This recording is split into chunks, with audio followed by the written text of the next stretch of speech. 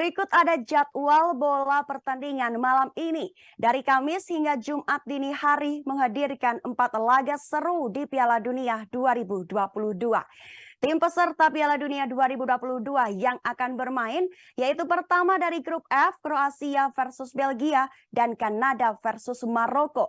Dan dua laga lain yaitu dari grup E, wakil Asia Jepang akan menghadapi tim favorit asal Spanyol, kemudian Jerman akan melawan Costa Rica. Laga grup E akan menjadi sangat seru lantaran tim sekelas Jerman harus berjuang di laga terakhir mereka untuk mendapatkan tiket lolos ke fase 16 besar. Walaupun bisa menang, Jerman juga harus menunggu hasil di laga lainnya, yaitu antara Jepang versus Spanyol yang juga berburu tiket fase gugur. Jika Jepang mampu menumbangkan Spanyol di matchday ketiga fase penyisihan grup, maka Jepang akan lolos ke 16 besar. Namun jika Jepang dan Spanyol bermain imbang dan laga antara Costa Rica versus Jerman juga berakhir imbang, maka Jepang juga akan lolos bahkan membuat Jerman angkat koper.